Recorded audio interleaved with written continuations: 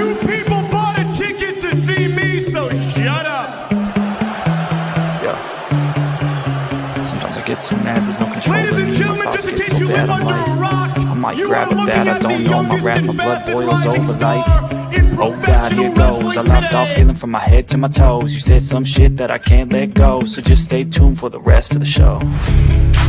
So have you ever felt betrayed? Switches how you see things, realize something needs change. Cause I know you got me fucked up, let me show you what's up. Cause enough is enough. I'll take a face full of pavement just to make a statement. I know there's no turning back. Oh God, adrenaline wasted, so mad I can taste it. I know there's no turning back. I'll do what it takes, I ain't making mistakes like that.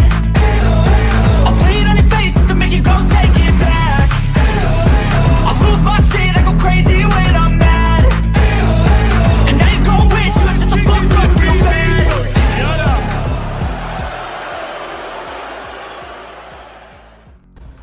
What is up, everyone? Welcome to the Heal the Ring podcast. I am the host, the one and only BX Bush Jedi Kev. I hope everyone's doing well.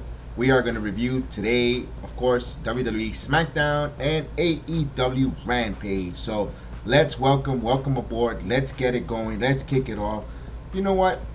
Let's go with Rampage, even though Rampage was the show that was aired after SmackDown, but it was recorded before. So, all right. So we go to the July 8th edition of AEW. Rampage starts off with still a little bit of residue from the AEW New Japan crossover event from the Forbidden Door. Takahashi taking on Eddie Kingston. A lot to talk about there. Let's go with that match. Now, the match was a different style of match. It was different. Don't get me wrong. I think Takahashi was in another. It's like he had a very expensive car. He had those that live in New York City. You have a Maserati, or you could say, yeah, let's go with the Maserati, driving in the Cross Bronx Expressway, and with a lot of potholes, a lot of semi-tractor trailers, and a lot of stop and go traffic. And that's what this match was. This is my opinion, just my opinion. I know I'm going to come hot immediately with the take, because my take is going to be different from what the folks, the hardcores or the AEW marks like, because, you know, Eddie Kingston, as much as I personally do not like him, not personally, as a performer, doesn't indulge me, doesn't excite me. As the AEW marks, you love them. He is, one thing I got to give it, that talent is over with the crowd. The crowd loves him. I don't see what it is, because when you got a guy slap you on his chest and his belly, I'm sorry, I can't get behind that. You know, you're not selling me the moves, and that's not one time you did that. You keep doing that over and over. I don't know what the hell are you doing, slapping the chest and slapping you. You question, and then when you get hit, Takahashi hit him with some really good strikes there. You don't sell. Talking about sandbag, you don't sell Takahashi's move. You know, the guy's coming over from New Japan. You want to continue that Forbidden Door friendship, that collaboration, and when Takahashi's hitting you with some outstanding moves, you get right back up. You're hulking up. You're Eddie Kingston, for God's sakes. You're not Hulk Hogan. You're not the Ultimate Warrior. You're Eddie freaking Kingston. Yeah. So I had a hard time with that, and I'm not a big New Japan wrestling fan either, but I do respect what Takahashi and what they're trying to do here with that relationship. The match was fine. It wasn't, wasn't the greatest one. No, could have placed a much more better match to open the match to start the card. Maybe not, because the way AEW's signature is, they want to start immediately giving you the good matches in the front, get you invested. All in all, you saw the backs, and then the finish on Kingston. You missed with that spinning kick, the spinning punch, the backhand. I call it, the backhand from your mom, because that's what it looks like. You look like Eddie Kingston ones that got backslapped a lot by his mother, because that's his favorite finishing move. But he gets the victory on Takahashi. I'm like, my God, New Japan Wrestling. All I can think of them, all their wrestlers coming here to AEW, the United States, and getting their asses kicked.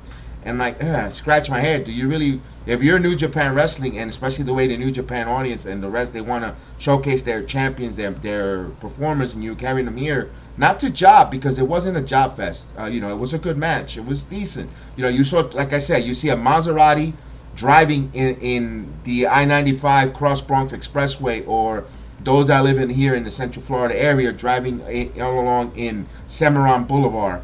With all the lights stopping going, and you can't get on the B-way, the 528, and just fly. Use your car at 90 miles per hour. That different style match. For some people, they thought it was fun. They liked it. The marks in the front row. Of course, you could put two turds floating around in a toilet bowl, and they'll still cheer. This is awesome. But I personally, okay. Not much technical, but we move on there. It wasn't a bad show, though. Don't get me wrong. We're breaking the card down. You had the next match, the Gate of Agony versus Liv Morgan and Jonathan Gresham. Finally, we see the ROH Heavyweight Champion at least make an appearance. I wish it was Dynamite, but it is what it is. It's Rampage, same day, whatever the case is. You see Gresham comes out. Tony Blanchard. I love the Gates of Agony. I am a fan. I only seen them fight a handful of times, not a lot, and I tell you, they got something that captivated me. And I am a casual. You could say I'm a casual, despite the fact I have a wrestling podcast. I'm more stick into the mainstream. You could say, I'm gonna be totally honest. WWE, AEW, Impact Wrestling from time to time, yes. And I stopped. I'm gonna start expanding. Hopefully, I could bring some good, talented guys, or anyone out there that's listening that you cover MLW, Major League Wrestling. Hit me up, BX Sports Jedi.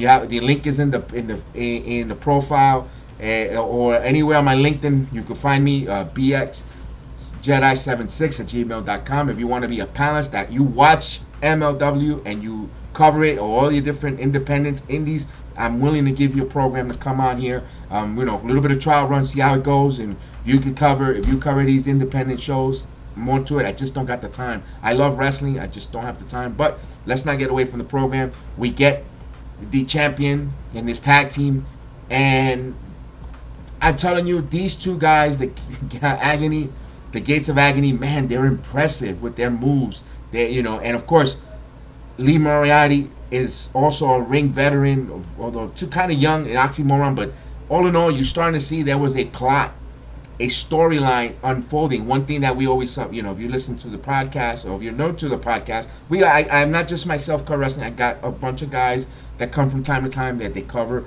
and they always mention about AEW doesn't allow the storyline, don't go with the storyline, and we have vice versa disagreement. But here, there's a storyline in the Ring of Honor situation with Moriarty and Gresham. They're going to challenge each other in the upcoming new pay-per-view coming up. Bound by Dishonor by Glory, a guy, I know I butchered it, and they are going to have a match for ROH Championship. Now, one thing we didn't see was Gresham possibly turning heel, because there was a time when Moriarty reaches out for the tag and Gresham walks away. But it looks like he didn't. But it didn't make it obvious. He looked like he was being distracted by Tully Blanchard, the great legend Tully Blanchard from San Antonio, Texas, part of the Four Horsemen, part of the Ring of Honor, and he is their manager of Gates of Agony. And you're starting to see a little bit of a heel discerning. Then finally it happens. When it comes, he needs to get that hot tag. He just pulls his hand back and walks away. And of course, you see the Gates of Agony take him down with a great, impressive finish for the victory. And we see Gresham turning. He cuts a promo later on saying that, he just giving us the full commitment. He's gonna be a heel. So good opportunity there. It felt like an opportunity that Khan was a good opportunity away from being a big star in the business. Now he looks so athletic and so good. Khan and Cole, I really like both of these guys. Man, I hope AEW don't botch them, or just keep them limited to the Ring of Honor. I think these guys, if the brasses Tony Khan and company could really see something in these two guys and put them in AEW to just elevate them. They got some stars there, and part of that tag team circuit with the Young Bucks and so forth, FTR, you name it. AEW, one thing they do have, their tag team is really exciting compared to the WWE. Although they already have their good tag teams, yes, but I think AEW is a little much more exciting when it comes to tag team wrestling. If they test the more developed storylines, and because of course they have such a saturated roster of sometimes they got to put so many matches together, so forth. But I think AEW has it there when it comes to the tag team business. I think they got something cooking, but it's up to now creative and the direction of their upper management, see if they're going to expand and make that tag team division like wow, pop out. You're getting a Ring of Honor in a couple weeks. You're gonna have the Briscoe brothers taking on FTR. It's they have something going on good. They're doing it well when it comes to tag team, but they have to learn how to elevate it and execute it and possibly market it better than their solo champions. It's just my opinion for it, but we'll see there. We saw backstage a Kingston cutting a promo on Jericho. I'm sorry, folks. It's just me. It's just me. I'm gonna say it's me. I'm gonna use the George Costanza line. It's me. It's not you. Between Eddie Kingston and Keith Lee, just go away. And I see the way Kingston has a place in AEW, and he belongs in AEW. He belongs there. I'm not saying, you'll probably want him if he goes to WWE. Nonsense. I don't want that guy ever returning to the WWE. Just leave him there. I'm not a fan of Eddie Kingston. I'm sorry. I just don't like his match. So I don't want to. So I just didn't like the promo. I was like, okay, let me know. You know what? I gotta go. Drink water. I gotta go. I'll be right back. But then we have a tag team match. We get Serena Deeb, Mercedes Martinez taking on Kalaya Sparks and Christine Marie. The ladies. This was a squash match. They're also developing storyline. It's 1 hour show. I actually wish they'll do a little more of that in the main program in Dynamite, but I respect that they're trying to show and set up a storyline possibility here, and they're doing it through Rampage. There's a storyline with they're going to be it looks like these ladies are going to go at it for the Ring of Honor Women's Champion with Martinez and Serena Deeb. They come out into it was a sort of squash match. It is what it was. It was a squash match. You saw Serena Deeb putting her submission hold, get the victory, but you see Martinez pushing her off, getting her off. Maybe because she thought there was going to be a reversal disqualification. But they're setting up a tension between these two ladies. Here's my thought when it comes to the AEW Women's division. They don't get enough exposure, and when they do get enough exposure, they don't put the right women to market, to show us like, whoa, this is an explosion of talent. I think the squash match was like a D, a little sloppy. They were gonna win, and I would have liked them to be more dominant and just cut. But then I said, but then you could say, well, you put them out there, you only bring the women's to on TV to get a squash match, and you ended it in less than 5 minutes. I could see that argument, folks. I could see that argument that you go back and forth with that. So I'm going to come back this. I think with all the nonsense that Tony Khan wants to do with Forbidden Door, working with New Japan Wrestling, it's not nonsense. It was really good. But I'm saying all the extracurricular stuff, you're more keen. Why don't you take a night, if you don't want to do a pay-per-view ask like you sometimes have Clash of the Titles, make an all-woman event. If you don't want to do a pay-per-view and you feel that the AEW folks don't want to pay the $50 to see an all-woman card, and that's for an argument for another day. I don't want to open up that can of worms, but if you feel that way, a Saturday evening program. I'm pretty sure TNT could give you muster up 2 hours, even at 6 o'clock. 2 hours of all women, all elite, the ladies take over, and that'd be phenomenal. I personally think WWE has much more talented female wrestlers, and they're doing it right with their storylines And despite you agree or disagree what's going on with Banks and Naomi and whatever the case, but there is some good talented female wrestlers in AEW that doesn't get the right proper time or exposure or even do a storyline with them because they're cramming it. It's always at 9:30 Wednesday nights for a 10-minute match because they got to cut 2 more promos before the main event. So it gets condensed, it gets lost. And also, it's at the wrong time. You could have the 9, listen, you want the women at later, you could put them in the crossover hour from 8 to 9. That crossover hour, perfect spot. Maybe once in a while, open up with the women match, to see. But that's just a criticism from myself. And I know I see a lot of people have momentum has been saying that about AEW. Now, that's why I say put a women's pay-per-view. Even if you want to do pay-per-view, make the first one then on TNT. See what the numbers give you. Put some good matches. You got some great women. And you don't have to cram 5 women or 10. You don't have to do a Royal Rumble, Survivor Series style. You could do, we would like to see maybe, you want to do tag team, you want to do one-on-one. We don't want to see that trios and 4, stadium stampede. I understand, AEW, you got your own signatures with that. And that worked. Yes, it was fine. But also, when it comes to the women, you don't have to cram a lot. You could give us quality over quantity. And I think that's what happens with AEW. They want to give us a lot of quantity and not quality. And you're like, ugh. After a while, you get, ugh. But I think they have great. I could sit here and do a whole line of women's matches that will release myself. Will be like, oh, I'm interested. If you want to protect Jade Cargill now, you could put her with her partner, Kiera Hogan.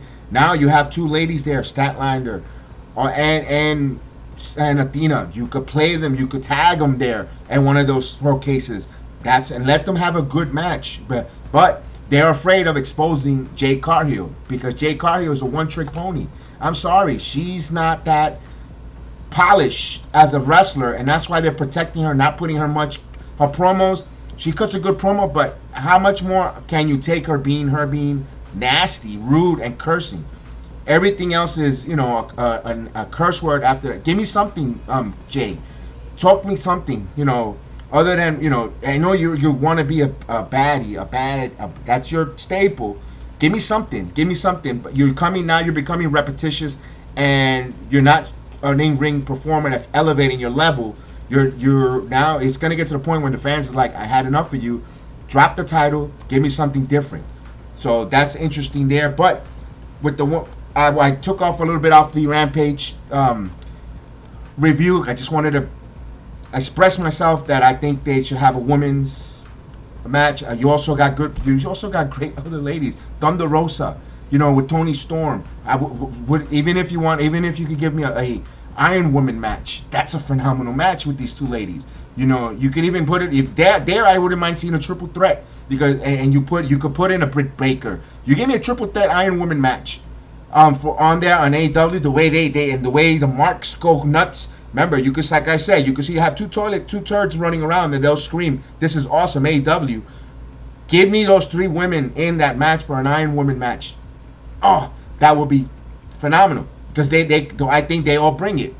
They could all bring it. You want to put some powerhouse. Even if you don't want Jade, if you want to keep Jade and protect her, and you don't want to do the tag team route, you could have her go against Nia Rose and squash Nia Rose. That will take Jade Cargill to another level of like, whoa, the big, Nia Rose, and you squashed her. But we'll see. That's just an observation here. We'll get back to Rampage. We had to me personally, we get to the main event because there wasn't that many matches there. We get to the main event of the card, and my favorite, I think this what made Rampage really, really fun. And to me, it was Orange Cassidy taking on Tony Nese. And Tony Nese, we saw him in NXT years ago. He's on the main roster, main eventing here, with Orange Cassidy. Orange Cassidy, I think his stock has risen there after that match with Ospreay. I've always been a fan of Orange Cassidy, but man, it was phenomenal. Cassidy has like a different entrance now, away from his old one. His old one, I think the old one was a little bit better, but I dig it. Now Danhausen is perfect. Now team up with him. I don't know what happened to Hook. I thought Hookhausen was something that was had momentum. Maybe they go back to that. I don't know what happened. I don't know if Hook. Maybe I hope Hook doesn't have a bad attitude like his father. I hope he doesn't. I hope he's a good kid, humble kid. I don't know. I'm just speculating. Maybe that's why they kind of like, Usually this is his night where he comes wrestle. It's this show, and I haven't seen Hook for a while, so I don't know. That got me a little bit worried, but I don't want to digress from giving Orange Cassidy his flowers here. All in all, both guys, Tony Nese, a great ring performer. Those suplexes with those bridges, all that, and of course Cassidy when he puts his hands in the pocket, he gets the crowd over. This is what I was talking about. If you listen to me, and I've mentioned, you could go back and listen to different podcasts when I talk about Orange Cassidy and what people says I don't, and I had some guests on, and no disrespect to my guests, because I thank them for coming on and giving them their time, but this is what you have. I don't like that Orange Cassidy gimmick. He looks this and this. You gotta like it, because you know why? In that front row seats, or when they went not much to the crowd, there's and I always said AEW does not cater to young adults, young kids. They only cater to the 30-year-olds that are missing the Attitude Era. That's my opinion. Guys that missing the Attitude Eras, or ladies that like the Attitude Era, or the kids, or the young guys that they heard about the Attitude Era, they want to be part of the Attitude Era, and they see it during AEW with that no holds barred, that style. They have to get a new audience, the young kids. They have to cater to them, like it or not. That's why people criticize a lot of WWE. They get it. They cater to the kids. With the Bianca Belair and all the different. You might think it's goofy or corny, but you have to cater to the young adult. Remember, we were kids, and we were talking. We liked it that Hacksaw Jim Duggan. We liked it the Hulk Hogan Eat Your Prayers vitamins. We liked it all that stuff. When we got older, we kept following because we remember our childhood. The memories and the impact you do in your childhood is going to take you to your adult. And sometimes you go back to that because that's where you were comfortable. You were happy when you were a childhood because you were innocent. No care. So you go back to those things that brings you good comfort. And I think that's what WWE does here to plant that seed when you get older. And I think AEW needs that. When I come back to Orange Cassidy, what does it have to do with Orange Cassidy? Perfect. You see the young kids dress up with the glasses, the denim, the look. The orange, when you go to meet and greets, if you go to the AEW meet and greets or different, you see a lot of young kids, their parents allow them to dress like an Orange Cassidy and go out there and look that cool, that laid back mentality. That's a marketing employee. Let me ask you this. If you're a parent with your child and your kid is 7, anywhere from 5 to 10 or even 13-year-old, do you want them acting, or cosplay as an Orange Cassidy, or you want them going around scissoring people? Think about it. Scissor me daddy. What is that? I mean, it's not that. It's fun. It's a funny joke. It's funny. I actually did that to someone in NXT. We were joking around. Scissor me daddy. That's an adult type of thing. I'm talking about your kids. Do you want your kids imitating your Don Cena, hustle, loyalty, respect? Or do you want them, that's just a throwing out there, So I hope AEW, they got guys who can market well. Willa Yuta, he's the pure champion. Market the living crap out of that. That hard work there. That's they got something there. And I understand they don't cater to a certain fan base, and maybe they don't care. And that's just me talking. But I think Orange Cassidy has something there. You have something there, for kids, for when they get older. Or, they can remember, oh, man, Orange Cassidy, he was hilarious. He was over. And I think that's why he's over there. You started to see Mark Sterling interject in Tony Nese's matches there. One time he got in there with the clipboard. Hook, actually, Danhausen got up and stopped him, prevented it, took the clipboard away, took Tony, and Tony Nese was just enough distracted there. And Orange Cassidy hits him with that punch for the pin. Cassidy gets the victory. Of course, at the end of that, I really enjoyed it when Cassidy puts the glasses on. Danhausen, they take the pose of have a good night. That's a real good way of closing up Rampage. I liked it. The whole show, I'm gonna give it a B. I'm gonna give it a B actually. And if you hear it's like, wow, but you were negative with Tony. Wait, you were negative with Kingston. Yeah, with his promos. The women's match, it told a story, and also the Ring of Honor match told a story. They told a story. They set it up. I do want to see Jonathan Gresham versus Lee Moriarty. I actually more intrigued of watching the ROH pay-per-view than more the Forbidden Door. I did watch the Forbidden Door, but I want to watch the Ring of Honor because you know what? I want to see what's going to happen in that story. I want to see Serena Deeb, Martinez. I want to give it a shot. I want to see what these ladies are. We know Serena Deeb is a good technical wrestler. Even though, in our program, we goof on her. We call her the catcher's mitt. But she's a good wrestler. And Martinez, another lady who's a really pretty good wrestler. Her match with Diana for the title was a really good match. Unfortunately, AEW, it didn't work out for some reason. I don't know. It just didn't work out. That was a good match when Martinez won the Ring of Honor title, and I liked it. I'm more intrigued to watch this ROH pay-per-view. All in all, that's why I'm going to give it a B for AEW. Yeah, I really did enjoy it. It was pretty entertaining. 1 hour went pretty quick there. Thank God, and maybe because it was the Ring of Honor wrestlers, not much bot. No, I don't think maybe one botch maybe. Just the Eddie Kingston match was in. It was okay. I mean, what made it? Let me tell you something. What made that match was the crowd, the marks. They were really good. But AEW has a problem, and it's a Jim Ross problem. I love Jim Ross. Stone Cold, that son of a gun, and he is a legend. But I think Jim Ross. I like what they do on Dynamite. They gave him in for 1 hour, but I think it's time for the microphone to be put up, my friend. Time is getting to you. It's it's you know what? It's easier said than done. It's easier said than done. But you're still a legend, my friend. You're still a legend, but you're starting to see that you're slipping a little. With that, just maybe they could bring him up just for the main events. We'll see what happens. But all in all, we wish JR.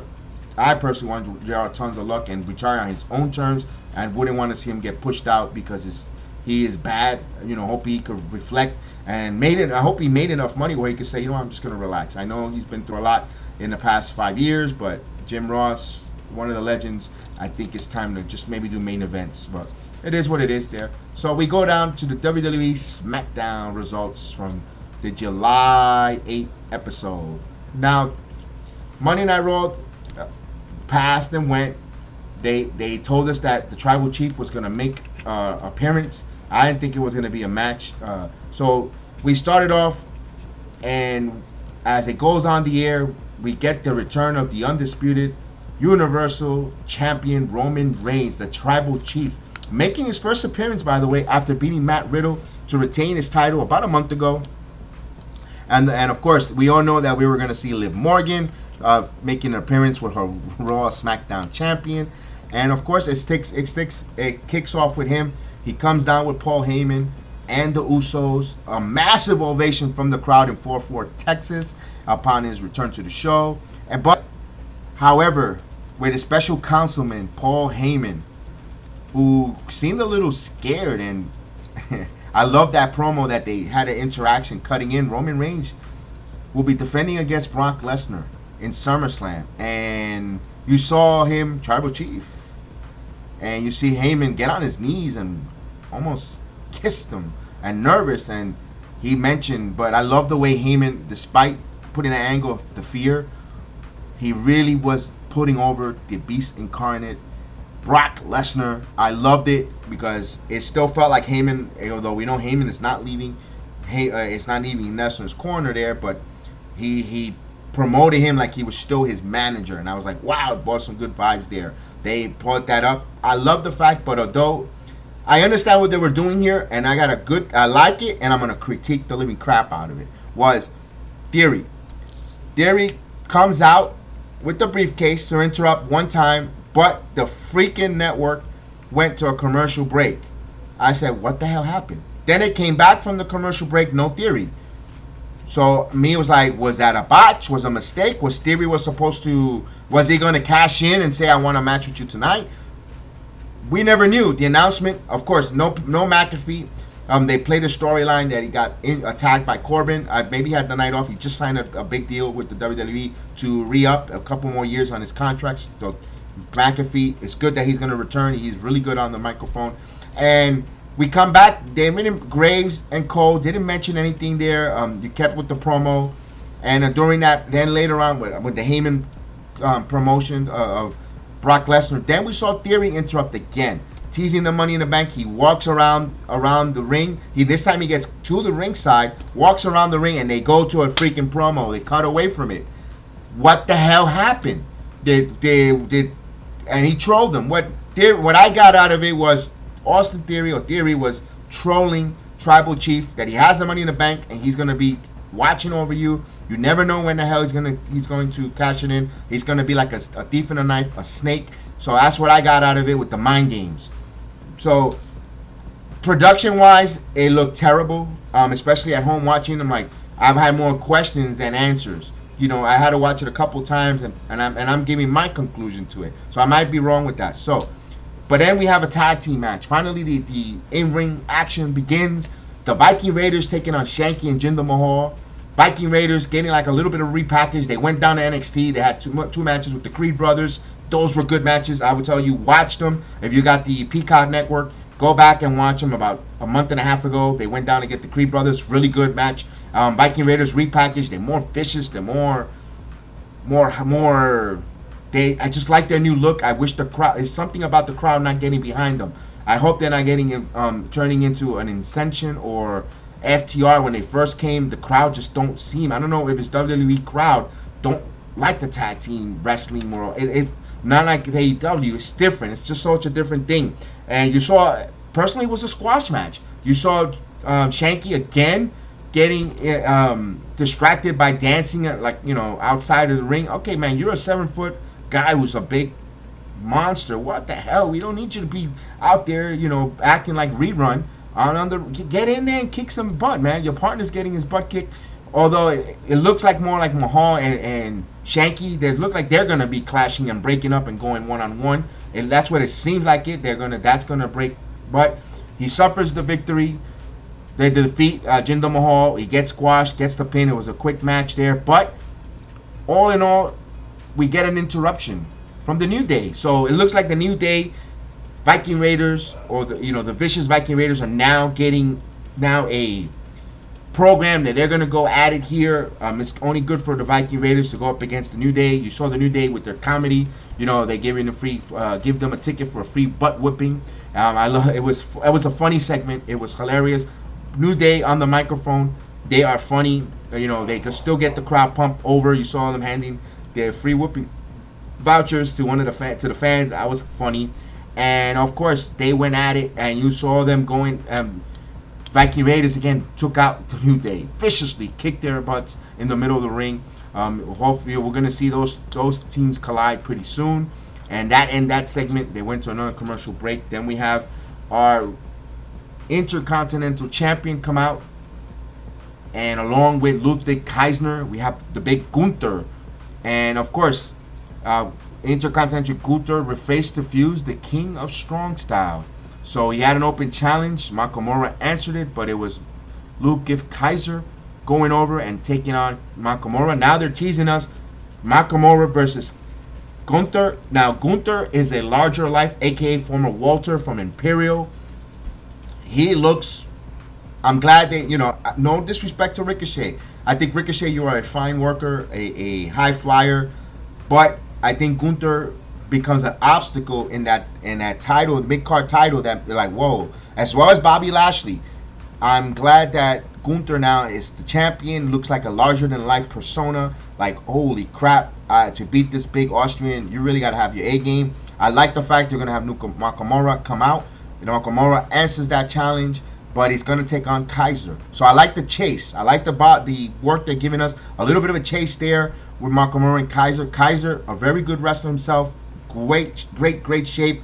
I think they put on a really good match, both competitors. I thought it was really good. I enjoyed their work as a competitor in the ring.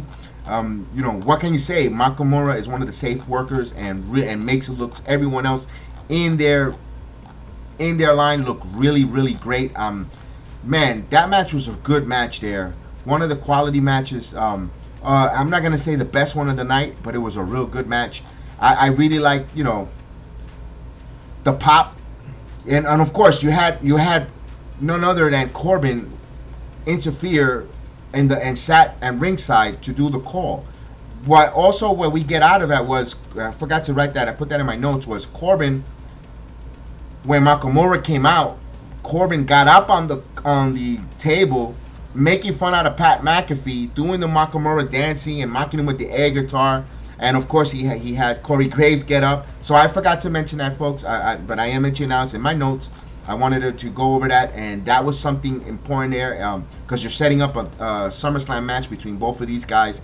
Corbin taking on McAfee. Both, actually, I didn't know they were both teammates with the Rams. And of course, that's interesting. They're good buddies. So that that's going to be a good feud. And we saw Nakamura get the victory over Kaiser.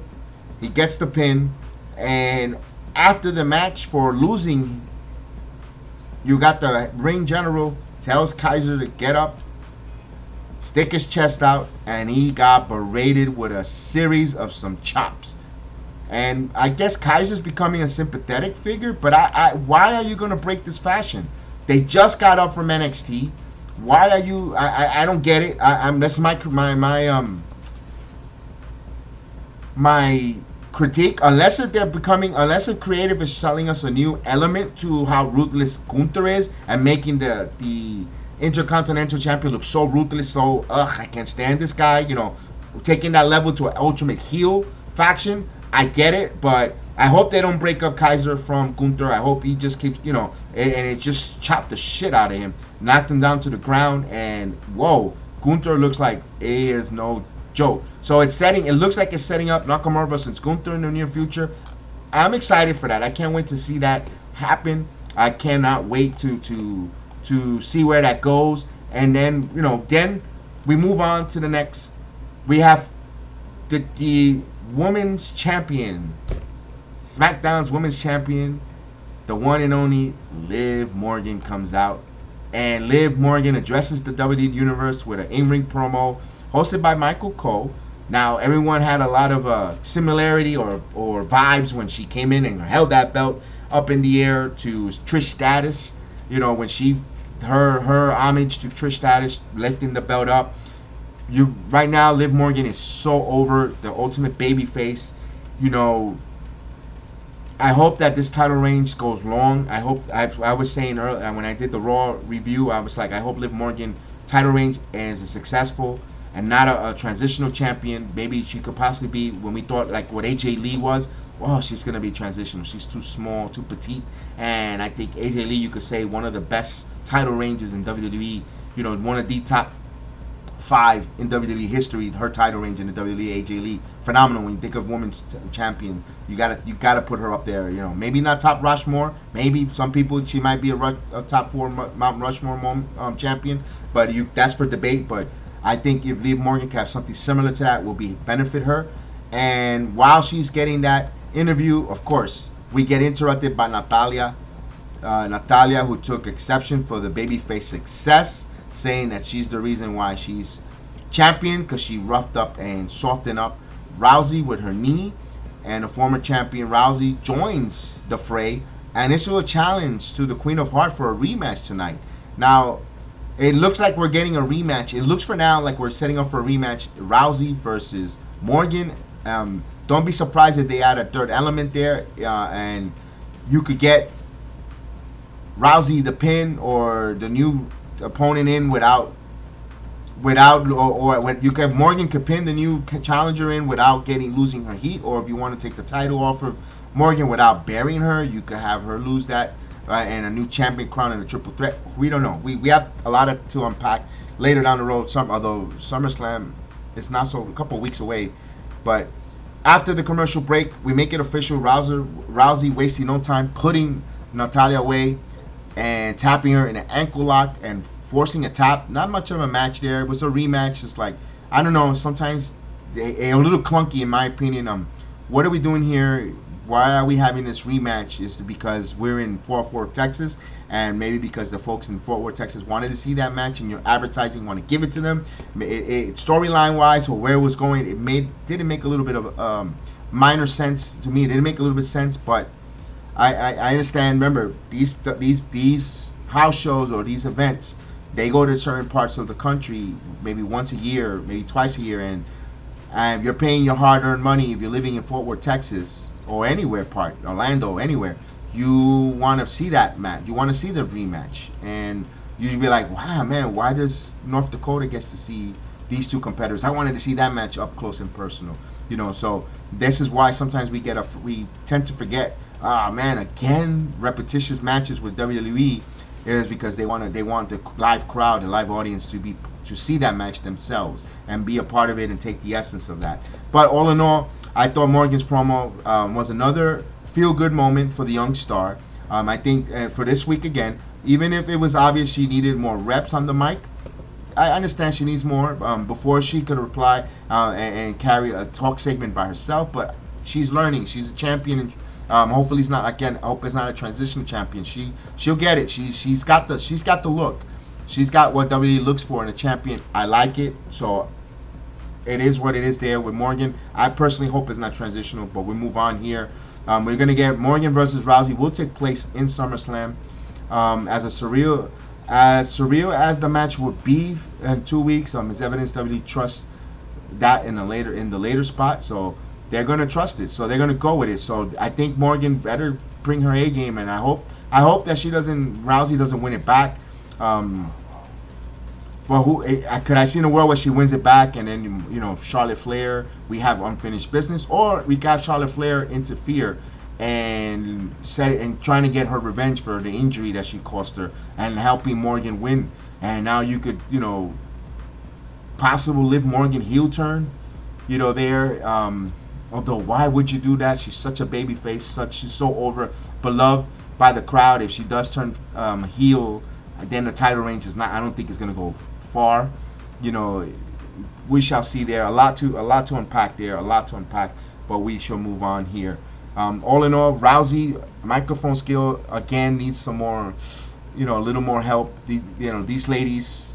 But in-ring ability, that they're really good. I thought it was great. The crowd, I love also the moments I forgot to tell you about was the crowd was chanting, "You deserve it," to Morgan.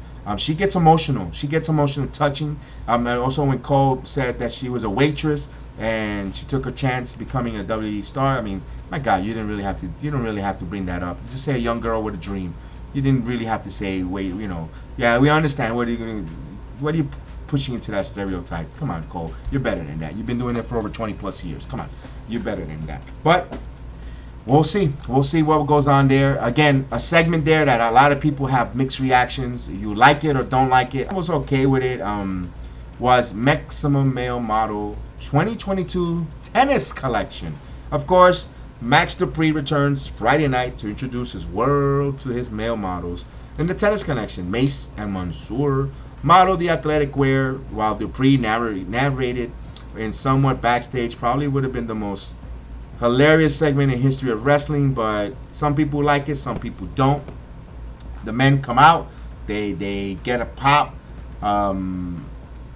Some people were chanting boos, especially in Texas, and the chats were ultimately dubbed over and canned with boos. Dupree announced an open application, so I don't know. When I saw that, I said, you know what? I don't think these two guys are it factors for WWE. I think, we all as WWE fans think that there's better guys that could portray in this facet, and it's a repackaging of both of these guys. Can he add to this model agency? Yeah, I think there will be. And they don't have to go outside the company to really get the guys. They have it in NXT, guys. If you have a chance, please follow us on the Facebook page, Heal the Ring Facebook group. I posted it on the Heal the Ring Facebook page who I think they should bring here.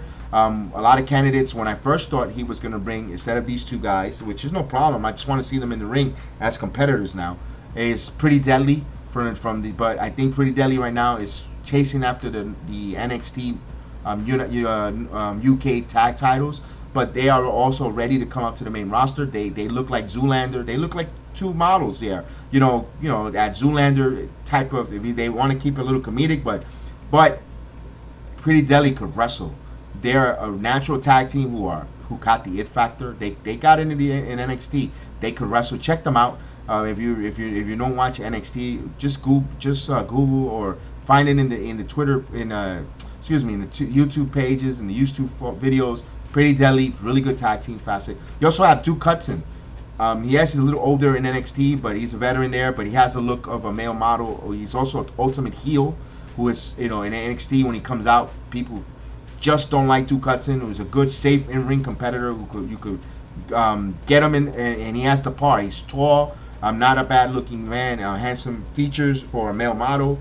There, what they're looking for. Also, Giovanni Da Vinci, who also returned. He was also from Imperial. Now he's back, and he is Raw material ready. He is WWE main roster material. He has much more advanced wrestling skills than some of the kids and some of the young guys in NXT. You could see by his matches. He has been repackaged, and he's been back for almost 3 weeks. I think he's just ready. He's going to have a match this Tuesday with Apollo Crews. I'll be there in person. And I think it's to see where he's at, a thermometer match, to see how he handles, how he looks with him. And I think he will be another one. And the way his whole entrance is around male model, with the pictures and the selfies, he's ready to come up to the main roster. You could bring him up there. You got a few guys that you could bring up there. You got Zion Quinn. You want to bring, if Maximum Male Model wants to be a heel facet with Max Dupree, I think Zion Quinn is the guy you bring up. He's a mean look, but he's also a guy who's fit, has the look of a handsome man who in a suit will look phenomenal. Sanga, another big monster. If he wants to bring a big monster who's just 6'10" monster out there, you could bring him up. So NXT, they want to add more male models to that. They have the guys for it. We shall see on that. We move on to the most bizarrest, and I think WWE has an issue, a problem here, is with Lacey Evans. The Lacey Evans problem. You don't get no cheers, and you're definitely not getting boos for Lindsay Evans. We as the universe is confused. Is she a heel, not a heel? What's her shtick, her gimmick? She is not catching on with the WWE universe. Myself, I am confused myself. I don't know if she, if you were going to start off as, were you going to be a narcissist Lex Luger, or you were going to be the USA Lex Luger, and neither one, and didn't go nowhere. The crowd is not feeling it to the point where they scratched the match with poor Aaliyah. Aaliyah, my God, she just can't catch a break with matches and so forth and stuff going on. I know she wants to be the ex-Marine, Lindsay Evans, but she came out she stopped the promo, came back out for entrance 3 times, and to no avail. I don't know. I think she's flatlining, guys. Lindsay Evans is going to flatline here. I don't know what it is. I hope not. I think she needs to change her ring attire, too. I mean, my God, it looks like she's got the ultimate wedgie with that bodysuit, and and it doesn't even look cute. It's like, dressed. I don't know, Lindsay. I'm worried with the rebanding, retool. The Southern Belt thing didn't work either. I don't know. I don't. Maybe she doesn't have the it factor. I'm worried with the Lindsay Evans. Let's see where it goes. But finally, at the end of this whole promo, she did get the heat that the crowd and that a heel wants. She's got the boos. Now she needs to do something to go over the top. Be like, oh damn, she really is a mean one. So hopefully creative can help her do something that is like over the top, that would just totally disgusting, that we hate her guts. What it is, I don't know. They only WWE could know that and see, but they have a problem when it comes to Lindsay Evans, in my opinion. And we get to the next. To me, I thought it was short, sweet, but I thought it was the match of the night, to be honest with you. Other than the Shin State match, but I think this is number one, was the Usos taking on the Lotharios. Yes, those folks, the Lotharios. I'm not sure if it was a title match or non-title match, but it was short and sweet. The Usos. It wasn't the Usos versus the Street Profit. I'm not gonna go there, but it was good. It was a really good Jey Uso. It was a squash, but you could say that Lotharios finally they were taken serious. There was a lot of action packed. The match started with a lot of action packed. How serious the creative was. They wanted to make Angel and Humberto look really good. I liked it with the different moves. They were back face. They were quick, even though it was about 3-5 minute match, but they hit some vicious super kicks. And I thought both Angel and Humberto also gave it to the tag champions. We knew they were gonna lose, but there's a way of getting squashed and losing and still come over. Now it shows us creative Lotharios, if they want to, could be in a push for something serious, down the road. Not just a comedic going around kissing folks and taking squash matches, being part of a wedding ceremony. They guys could definitely have something going on brewing and be a really serious tag team. I hope when they bring up Lo Fantasma, Lo Legado Fantasma, when they bring them up, they bring these kind of like a LWO, facet, a big Latino facet there where they're going to be really ass kickers, or their first feud with them or something like that, because Lotharios need it. They could bring it. They're good in-ring competitors. They got to get away from that Don Juan Romeo, that Latin lover type of gimmick, and just get in there. They're competitive wrestlers. They're really good wrestlers. I liked it. I liked the match also with the interview with Kayla Braxton and afterwards. They're setting up the Profits again, taking on the Usos. You know what? If we get that in SummerSlam with a guest special referee, who could be the special guest referee? There's a lot of names are going to be thrown out there. Solo Sikoa. I'm going to go with that one. That's the first one in my opinion. Solo Sikoa comes to my mind. That would help. Who knows? It'll be interesting how they build that up. I liked it. So we have the Usos defeating Los Lotharios for the victory. And of course, we get to the main event. Sheamus taking on Drew McIntyre. But Sheamus comes down with a cold. Possibly COVID-19. He needs to be tested. He had his partner, the former Pete Dunne, a.k.a. Butch, come in. Just was a odd match because Pete Dunne is a really good wrestling competitor. The role that he's playing as Butch, like a wild savage, I couldn't care less too much. Like a brute. Like he's got no manners. He'll work all day and out in the road and won't wash his hands, and he'll just grab the typical guy with the dirty hands and puts his hands in the food and bite the sandwich without clean, unwashed hands. And I don't know. I think Pete Dunne is much more of a ring competitor. I know it was an entertaining match for kids. The booking angle we see there, we all know that Clash of the Castles is gonna be Drew taking on the Undisputed World Champion. And this was okay. I see two friends going at it. The storyline doesn't bother me. The chase that Sheamus and McIntyre, but Pete Dunne, I would have liked it more. It would have been the other guy to go in there and get that match squashed. I think Pete Dunne could be doing something different, working in matches where he's trying to work up for maybe a possible Intercontinental title run. Pete Dunne taking on Mustafa Ali would be a really good match in my opinion. Although I think Dunne is, but Dunne is in there with the heavyweight, so you got to give that at least a pat on the back. He's out there taking on, McIntyre, although they're not gonna put him over, but it was, it was a good fun match to close the match. I get it. I would have closed with the Lotharios versus the Usos, because then you have the interview at the end and maybe possibly an interruption from the Street Profits. Would have been a much more way to go. But although they come up with the most botched, corniest, embarrassing ending when McIntyre throws the sword and cuts the ropes, and the damn sword folds. It folds. It bends. You see a curve. Oh no. I was like, no. You saw how cheap the sword was. To the point, if you follow WWE Twitter or Sheamus on Twitter, go to follow Sheamus Twitter. He has the picture of the sword in all different bent pieces. It is hilarious. At least they made a light of it. To close it out, it's like, ugh, what are you doing? Wasn't the memorable closeout for SmackDown.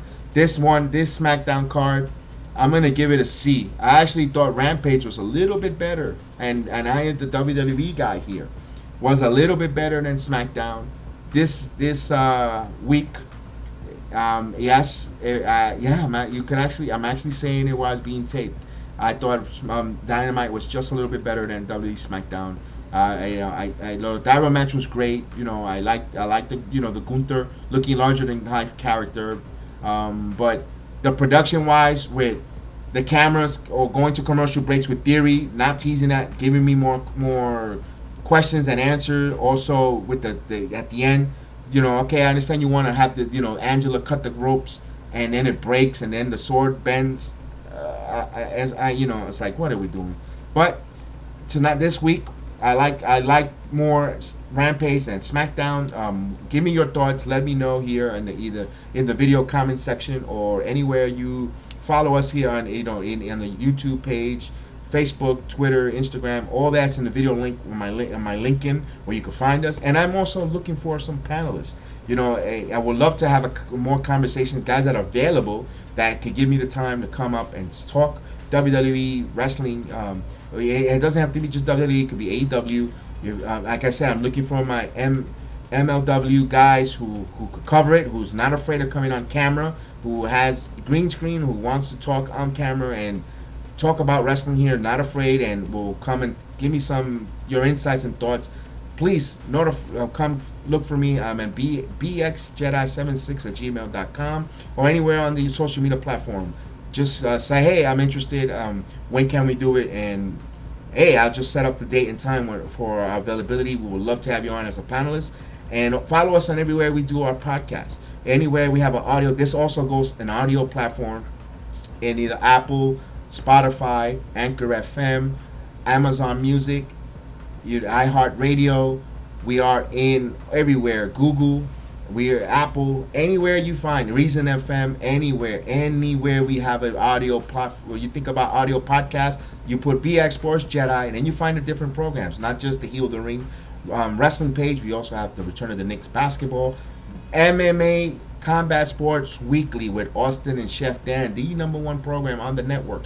These young men break down combat sports and UFC, Bellator, you name it. It's violence. They cover it. They do their weekly podcast, and that is one of the most hottest podcasts on there. So I'm asking you guys, challenge. If you guys willing for the challenge accepted, come on board and let's make the WWE, the wrestling, just wrestling in general, podcast, and be one of the second 1A or if not 1B to the MMA Weekly. Come on board. I'm willing to listen and always surround myself with great young talent, and I would love that. And guys, we appreciate for all your love and success and the success that you're giving us through our program. We are almost close to 6,000 subscribers strong, and we thank you guys because it's because of you guys allowing me to entertain you and give you my thoughts and giving me your time that I value. I don't want to waste it, and I appreciate the time that you give me each and every program that I do about wrestling. You may not agree with my takes. I might not agree with your takes. We might not see eye to eye, but I respect the fact that you comment, you listen, and you had an opinion, and thank you for it. I'll always strive to be better and take my program and my friends and along with me to a greater level of excellence. So thank you guys for allowing me to entertain and speak about wrestling, give you my opinions, my thoughts. We might, like I said, we might not agree or disagree, but thank you. I want to thank you for allowing me to talk and listen to it. And of course, I hope to see you when you listen, and those that have listened to the show. When we come live, please participate in the chat. I will read the chats. I am not one that you have to, although donations are more than welcome, yes. But to read your chats in the comments, you don't have to give me super chats. I will read them for you. Read them out there. Incorporate the chat part of the show. I love to be an audience participation program as well. So I can't wait to see you next time here on the Heal the Ring podcast. And we'll see you next time, guys. We thank you so much for allowing me to come. Enjoy the rest of your weekend. Remember, pin life, always get over, and we'll be back. I'm awesome! You people bought a ticket to see me, so shut up! Yeah. Sometimes I get so mad, there's no control. Ladies and gentlemen, just in case you live under a rock, I might grab a bat, I don't know, my rap, my blood boils over like... Oh God, here goes. I lost all feeling from my head to my toes. You said some shit that I can't let go, so just stay tuned for the rest of the show. So have you ever felt betrayed? Switches how you see